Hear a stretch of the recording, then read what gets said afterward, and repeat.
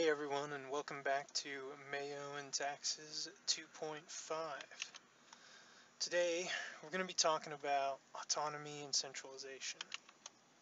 Um, Before we really start talking about anything, um, with the last topic, communication efficiency, it was absolutely possible, especially with roads and ports, to determine a mathematically, best possible solution at any point. You build roads, starting from the capital outwards. Same thing with ports. Um, Regional capitals where you need them. A little bit harder to figure out, but communication efficiency and optimizing it is very much deterministic and not really subject to, play style all that much. But today we're going to be talking about some stuff that definitely is play style and situationally dependent.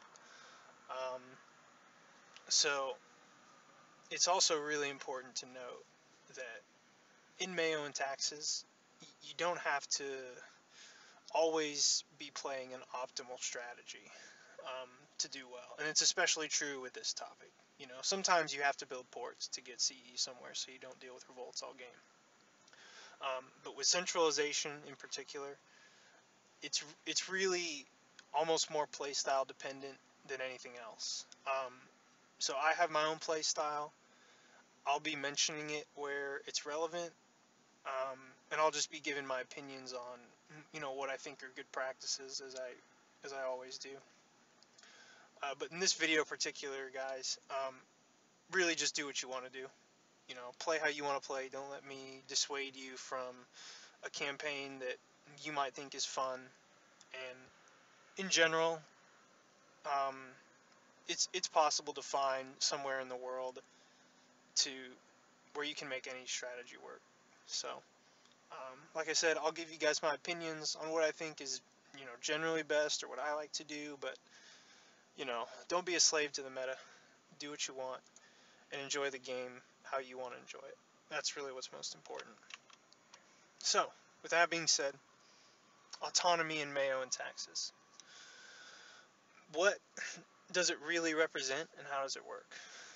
Well, I'm going to go ahead and get us started here, and I'll just talk in the background. Autonomy in MEIOU and Taxes is given by this number right here.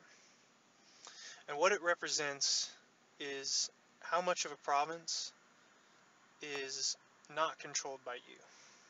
So you can see we are actually doing okay here as Majapahit. And we got all the pop-ups to look at too.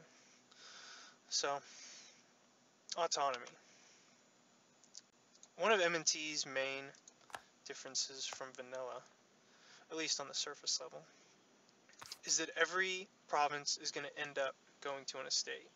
And this is going to happen here in just a few days.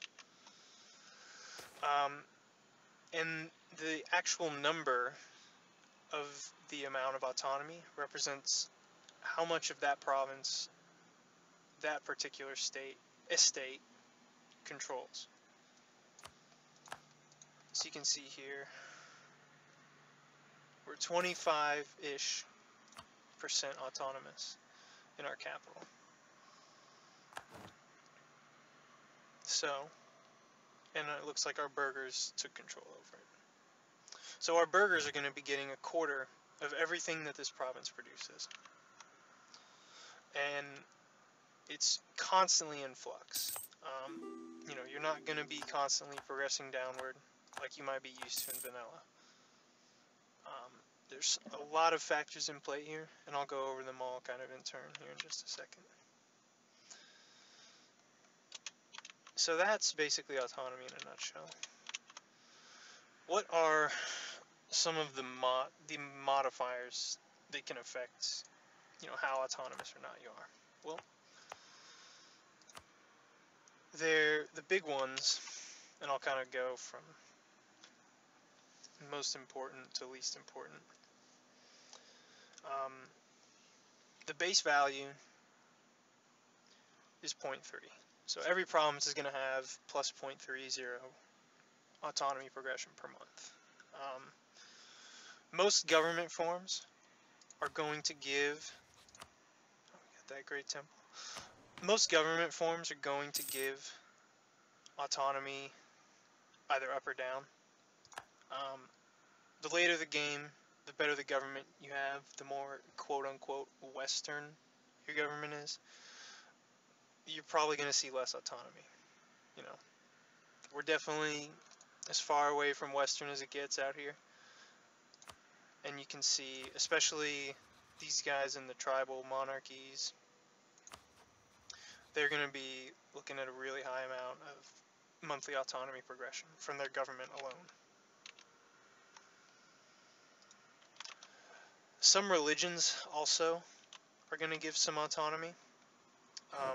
Protestant gives negative progression, Orthodox gives negative. Mahayana Buddhism gives plus 0.05 progression. So it's mostly between negative 0.05 or plus 0.05, and probably only about a quarter of religions will do this. Communication efficiency, like we talked about last video, plus 0.016 autonomy progression per day that runners take to travel.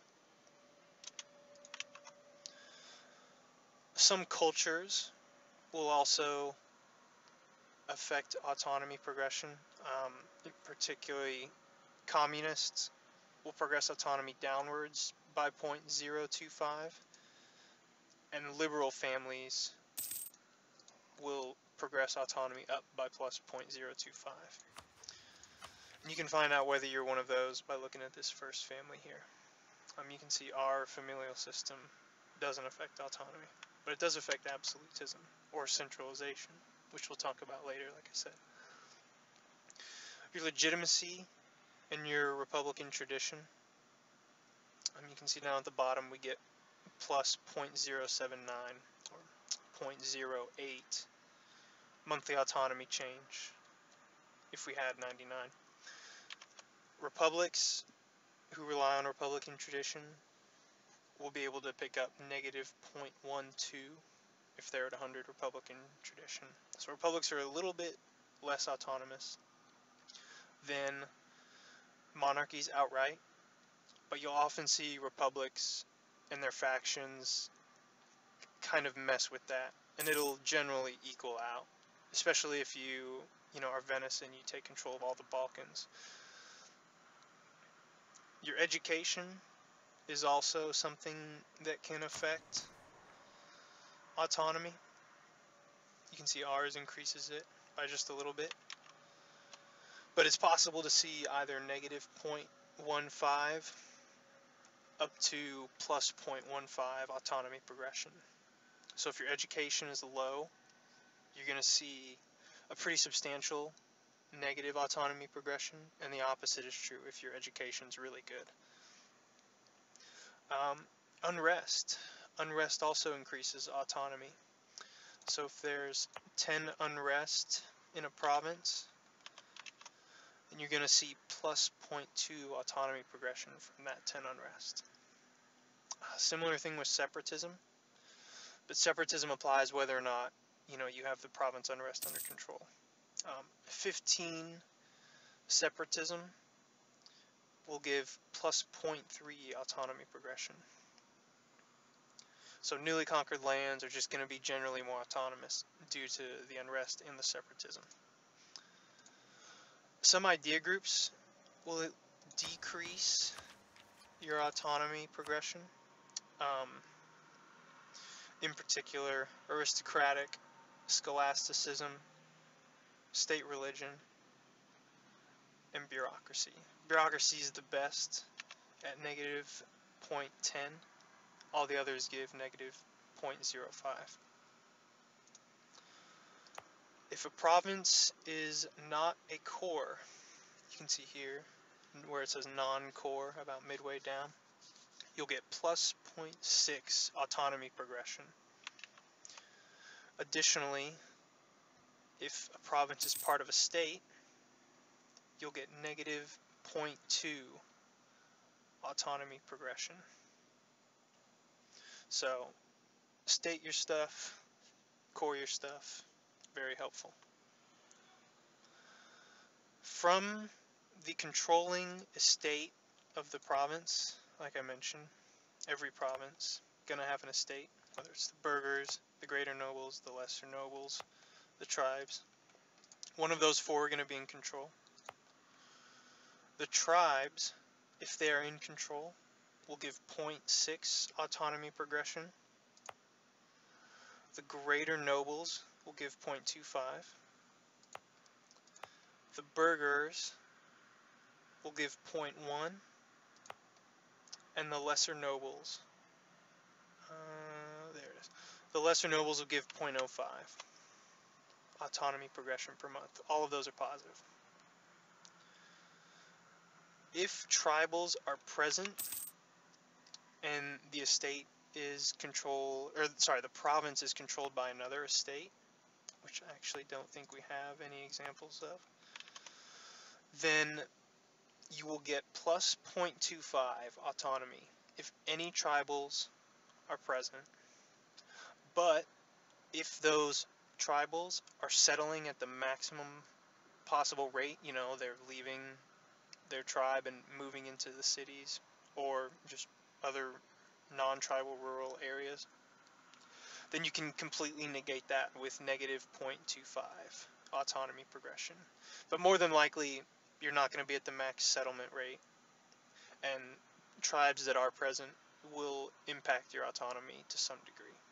At most plus 0.25, and at best nothing, assuming you're getting the max settlement value.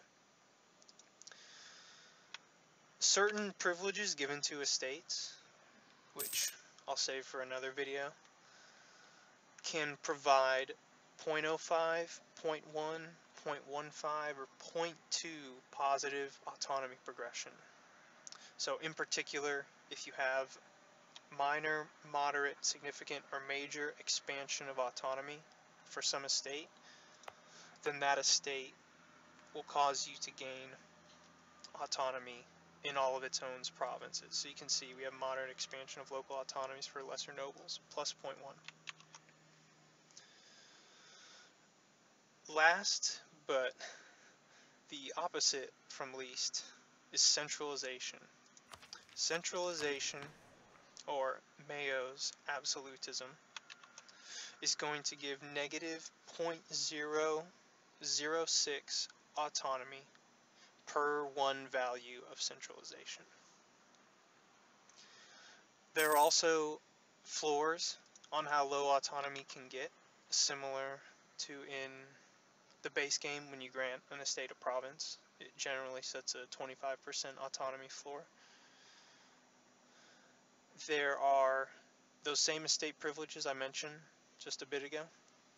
They will raise the autonomy floor of provinces either by 0.025, 5%, 7.5%, or 10% at major. So you can see here the burghers have significant expansion of local autonomies for burghers.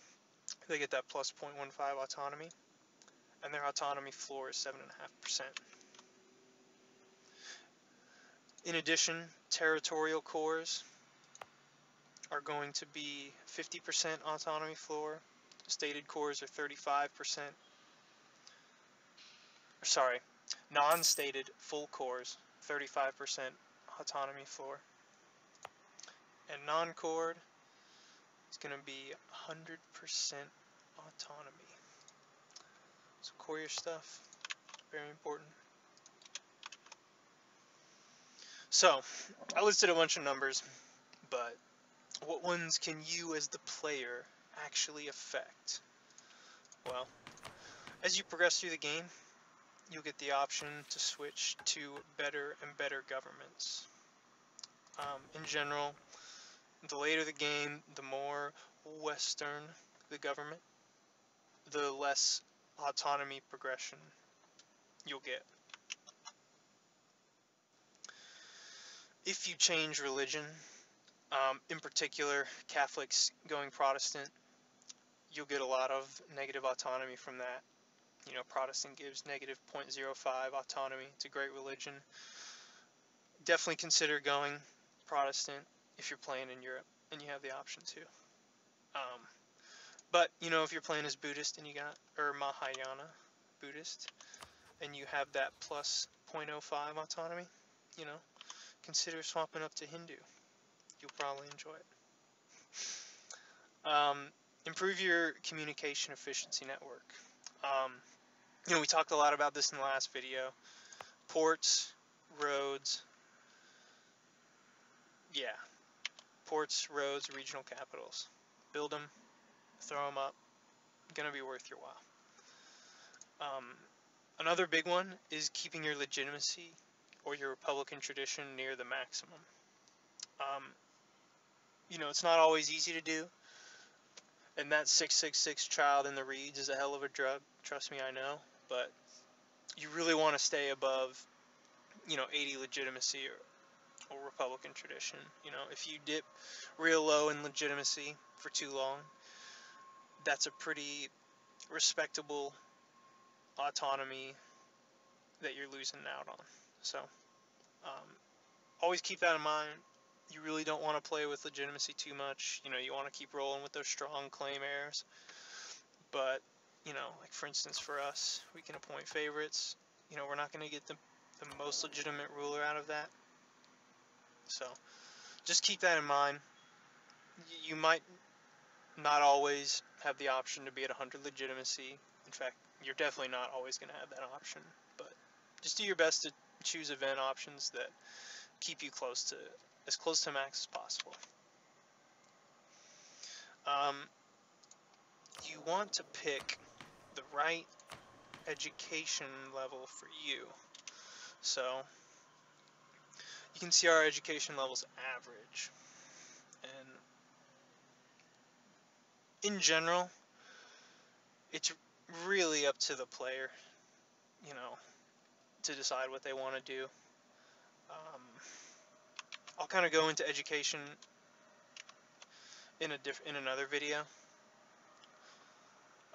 particularly on estates. But what I will say about it now is that, in general, early game,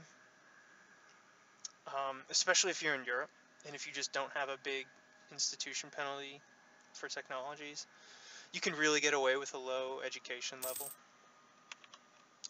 And you can make a lot of use of the negative autonomy and better stability that a low education level will give you. If you're playing outside of Europe, you might want a better education level for, you know, monarch point efficiency. But I think there's a case to be made for almost any education level in any part of the world. You know, it just really depends on what you value: the tech and idea cost, or the stability and negative autonomy. So, do what you want, but set a goal and achieve it. Pick up. Another thing that the player has a really great control over is the idea groups you pick up. In particular, I love bureaucracy ideas. This monthly autonomy change, negative 0.1 in one spot, is one of the best in the game. You know, especially when it comes to idea groups, national ideas, or I guess, you know, our traditions, whatever you want to call these. One of the single best sources of autonomy in the game right here. And that doesn't even take into, you know, the centralization you get from it. But any of these idea groups are pretty good. You know, you can make a case for picking any one of these idea groups up in the early game. Especially scholasticism. Tech cost is fantastic. State religion's really good if you want to go crusading, or just Deus Vulting in general. But you can pick these idea groups, and they'll really help out a lot. Whether you're Western or not Western, you're dealing with a lot of autonomy, or you're already, you know, pretty low autonomy. I think all of these idea groups are really solid. So consider picking at least one of them up, at some point. Another thing you can do is you can settle those tribes. So, how do you settle tribes? Well, in particular, what you want to do is you want to have some buildings. Urban development, urban gravity, so space for urban population to move somewhere is really helpful in getting tribes to settle. So, basically buildings, in particular production buildings, really going to raise that development, going to raise that gravity, and will encourage these tribes to settle. So, settle your tribes. Like you can see, obviously we haven't done anything to affect this, but the situation at hand is causing tribes to settle. So build some buildings, and the tribes will settle, and it'll really help out with the autonomy progression that they provide. Another thing you can do is revoke those state privileges I talked about. So, the modern expansion of local autonomy. And again, we'll talk about estates in another video. But those are pretty, I won't say anything else about it. This video will drag on for way too long. The last and most important thing the player can do to affect their autonomy is change your centralization level. When I mentioned centralization, negative 0.06 autonomy per one value of centralization, probably didn't sound like that big of a deal, but centralization's a huge deal. Like I said, it's the base game's absolutism modified to exist throughout the course of a game. And in general, your maximum centralization will go up over time as you take, specific admin techs. It'll go up by 5, approximately, every 5 or 10 admin techs or so. As well, there's also idea groups like bureaucracy, aristocratic, and empire that you can take to increase that max centralization. So,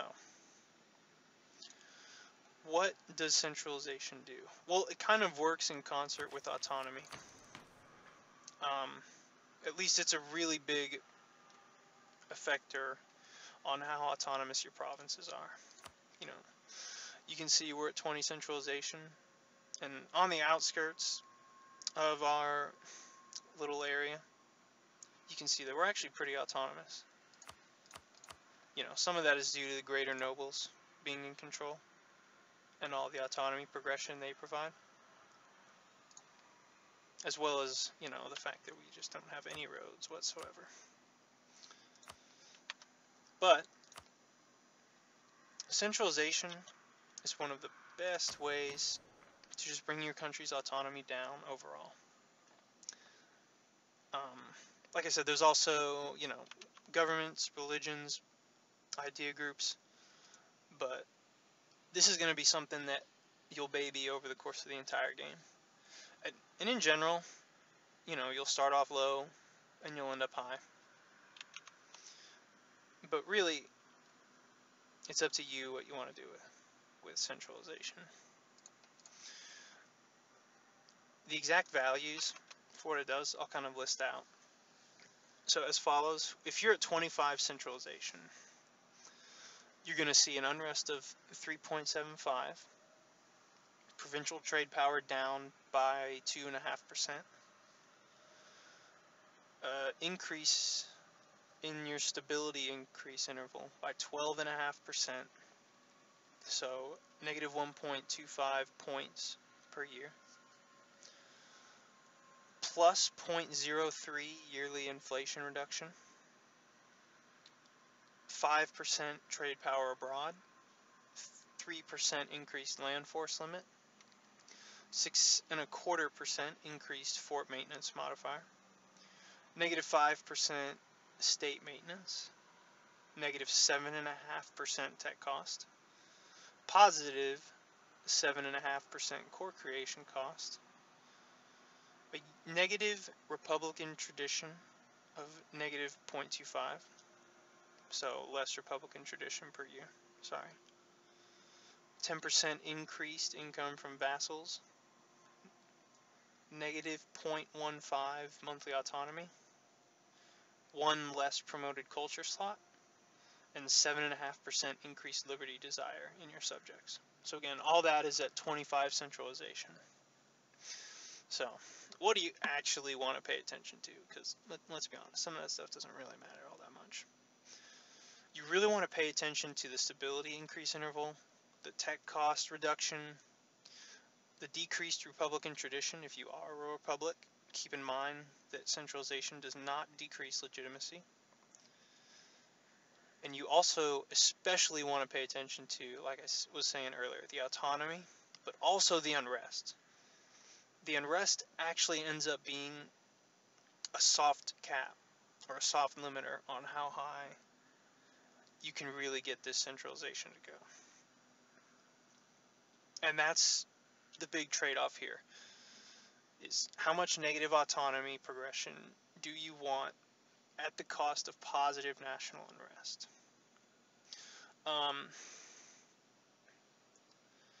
And it's really, like I said, it's really up to you where you want to find that balance, you know, as well as the situation that you find yourself in, you know.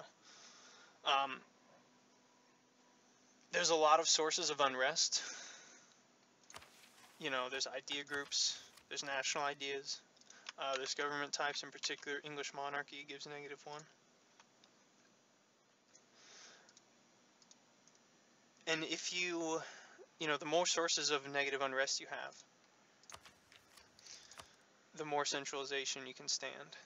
You know, scholasticism is really good here. I think aristocratic gives some negative unrest too. Yep. So there's a bit of synergy with some of these idea groups that you'll see. So if you really want to pump that centralization up, you're definitely going to want to take steps to rein that unrest in. Another good source of unrest reduction is just fully maintained forts. You can get that up to a -8 unrest value, and it also affects your yearly army tradition. So you can see we're at 29% of where we could be for the amount of fully maintained forts that would give us a bonus to army tradition and negative unrest. So build those forts up. I think an easily attainable value for this unrest from forts is -5. I think -5 is a pretty solid number to shoot for. You know, we're at 2 forts. We have 231 development. You know, we're making about $5, 5.5 ducats a month here. So we could probably stomach another fort or two and get that unrest to about 5. And that'll really allow you to just soak up a little bit more centralization. So there's generally 2 ways to do centralization. There's high and there's low. I mean, sure, there's midpoints in between, but if you're going for a mid-level centralization, you just blend factors of the 2 strategies. That's all it really is. So high centralization, what I would consider high is anything above 60. 60 to 80 generally is where you fall if you're going for the high centralization strategy. Anything beyond 80, or 75 to 80, just become, especially with the unrest. You know, like I said, unrest is that soft limiting factor. It just becomes really hard to stomach the revolts that'll tend to cause. You know, 75 centralization will give, let's see, gotta open up my calculator.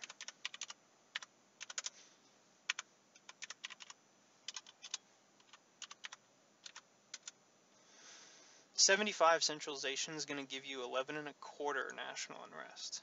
And that's a substantial amount of unrest. You know, I mean, that basically negates everything you get from the base value and legitimacy. So how do you run centralization this high? Well, the main way you're going to increase your centralization is through this policy right here. Just like policies in vanilla, you'll see it costs 1 admin power each month, and we're going to, you know, minimum is going to be on for 10 years. So with a yearly centralization of plus 0.4, we'll get 4 centralization every 10 years. Minus, you know, not ignoring any centralization we lose from corruption. So you see we lose negative 0.03 from corruption. It's important to note that, you know, again, if you ignore losses from corruption, to get 10 increased centralization costs 300 admin points from this decision. So 10 centralization is basically the cost of an idea, you know. So just keep that in mind when you're raising your centralization, you know. Do it when you're not trying to fill out an admin idea group, or when you're behind on admin tech and you really want, you know, the state's version, you know, the level 2 mine complex is offered by the next tech. But again, do what you want, but just keep in mind, you know, we're at 20 centralization right now. You know, to go from 20 to 80 absolutism, it's going to cost us 1,800 admin points. So that's it's a pretty significant amount of admin points. It's basically a full admin idea group. And, you know, I'd say 20 is probably the average place you're going to start out.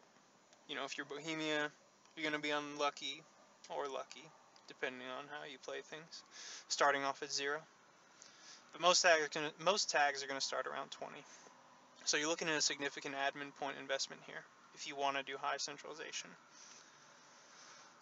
Like I was saying earlier, you really need to build forts. You know, if you're going for 70, 80 centralization, build your forts. It's something I see a lot of people skimp on.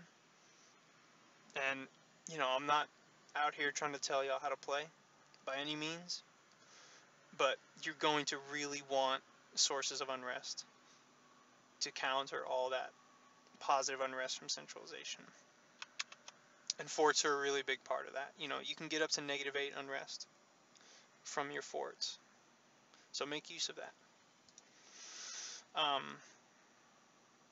You almost need to have some source of unrest from your ideas or from your government.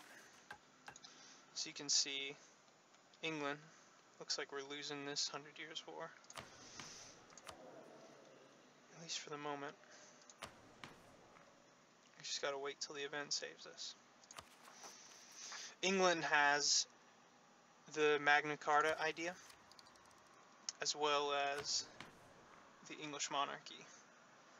So each one of those, that's -2 unrest from just, you know, existing on day 1 alone. So that'll help them, you know, soak a little bit more centralization than they'd otherwise be able to. You can also see they have an advisor hired, but you can't depend on advisors, you know, and you know, you really don't always want to have to be forced to run national unrest advisors, because they don't make you the money, especially in the late game, that, you know, your traders do, or, you know, guys that give tax and production income do. So you don't want to be forced to rely on advisors. Don't get me wrong, it's a good source of unrest, but you can never rely on them.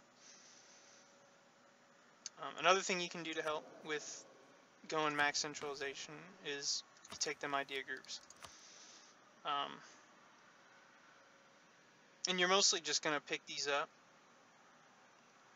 You know, you're probably not going to pick aristocratic ideas for the -1 unrest. And I really don't think you should. But there's a lot of idea groups that happen to have good unrest reduction. Um, so you'll definitely, likely than not, find yourself picking up, a few sources, -2, maybe -3 unrest from ideas through the course of a game.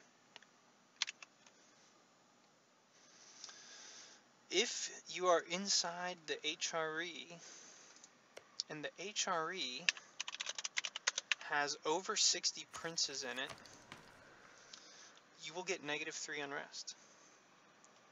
So if you're playing as anyone in the HRE who's not a Prussia trying to eat the northern half of it, then you'll definitely be able to rely on this imperial integrity.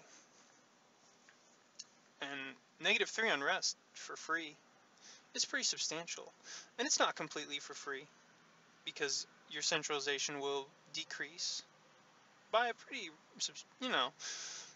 non-zero amount, -0.1 centralization per year just from being in the HRE. So there's ups and downs, but man, that -3 unrest is definitely noticeable. Another source is positive stability. Oops. Oh, I guess we'll go up to 2. You can see being at 2 or 3 stability gives -6 unrest. So each point of stability gives -2 unrest. I'll talk more about stability when I'm talking about estates, because it really ties in with estates very closely. But you want to be at +1 about 70 to 80% of the time. So, I mean, that's the most general rule I could ever possibly state on the subject. But being at +1, that's where you really want to spend most of your time at. You're probably not going to get up to +3 all that often. Actually, at the base stability point gain, assuming you never lose stability from events, it takes about 65 years to get up to level 3 stability. So, again, probably not happening all too often.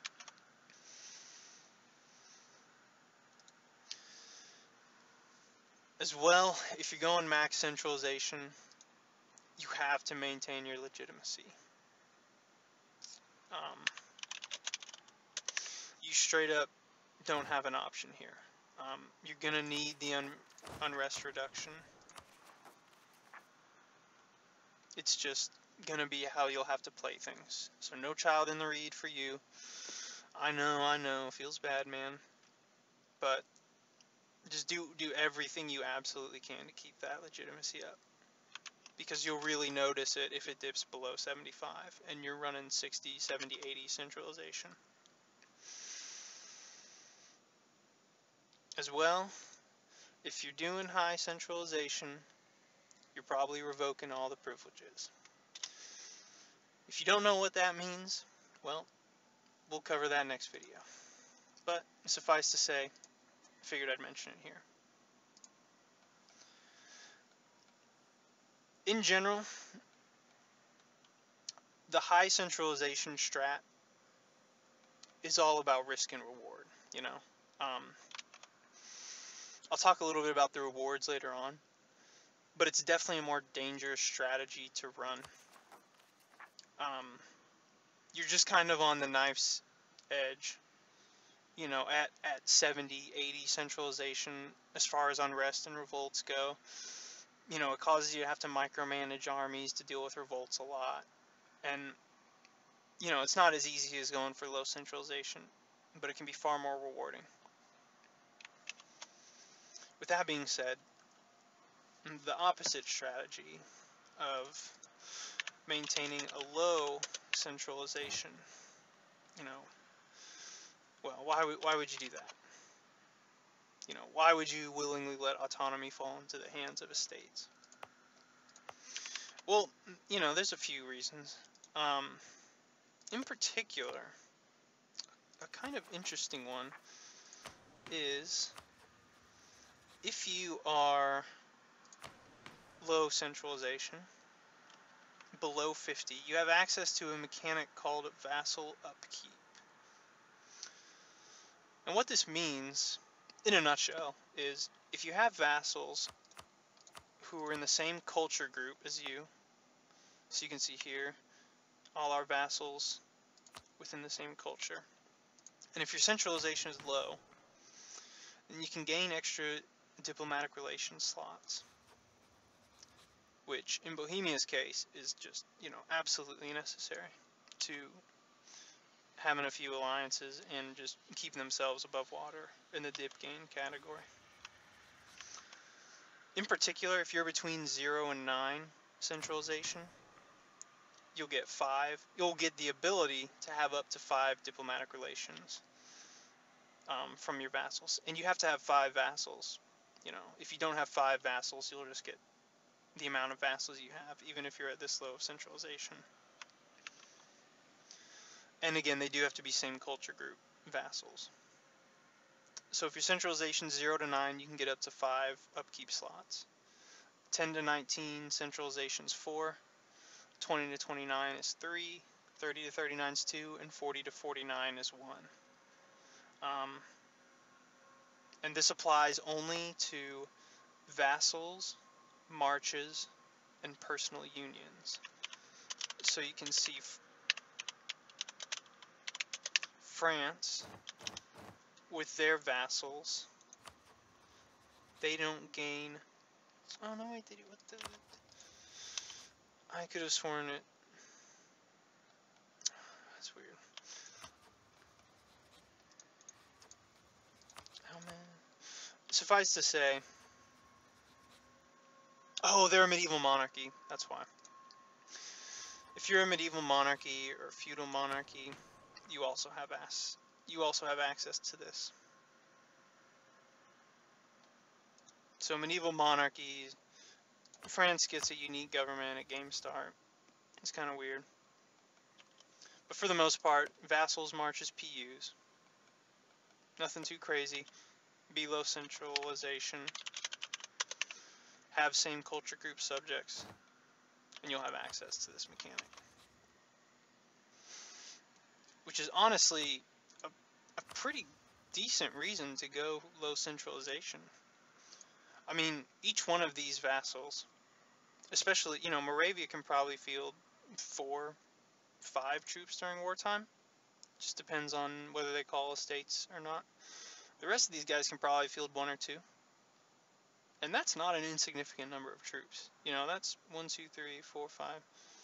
That's, 10 to 15,000 troops from just vassals alone.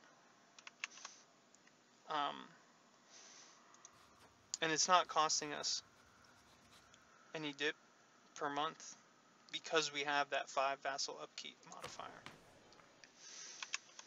So in the right place, this low centralization can really help you out.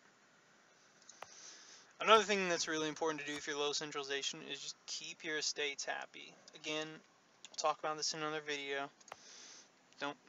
Don't take too much of their stuff. You're gonna have to depend on them if you're going low centralization.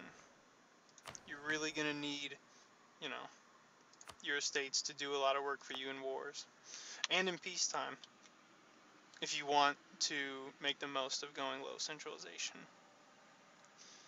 So because you have to rely on them, you gotta keep them happy.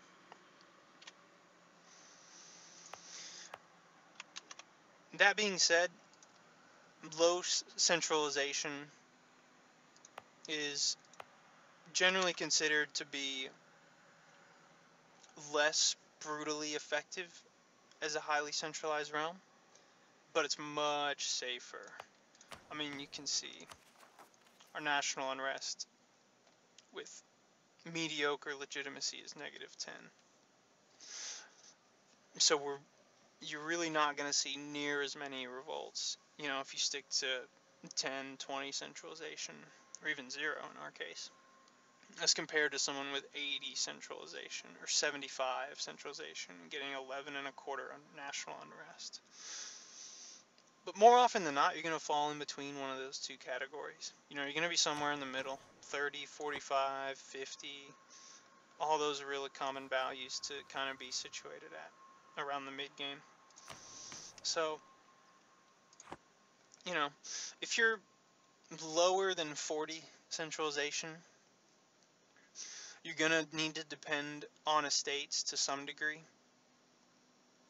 But once you get really high up in your centralization, and again, I'll talk about all this later on, but it's just important to mention so you guys kind of have an idea of what the playstyle is like. So, the higher the centralization, the less you need to depend on estates. So, which strategy is better? Well, my opinion is that every little piece of autonomy that you, the player, can take control of, as opposed to your AI controlled estates, the better off you're going to be. The more you yourself can control, the more you yourself can impact the world. And don't take that to mean that, the AI is bad or anything like that.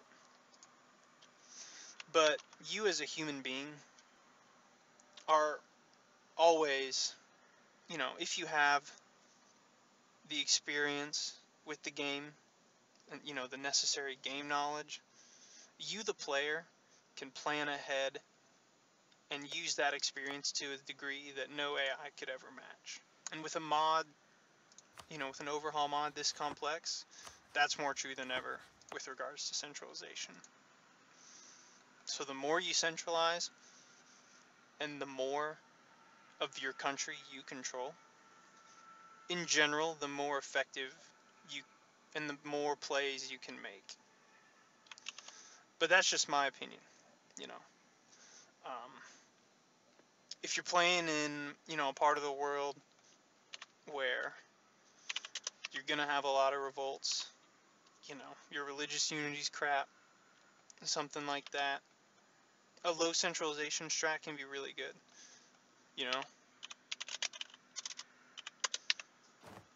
If you're playing the White Horde, and, looks like they already went through their disaster. These guys start out with a force limit of, literally 90. I mean,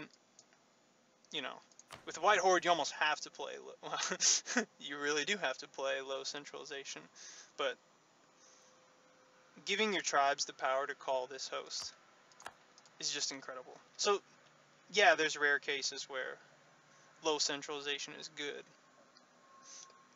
But that's only really because you're shoehorned into it, You either just can't deal at all with the unrest, or the mechanics of your nation revolve around using estates, because that was historically true to, whatever nation in question, aka hordes.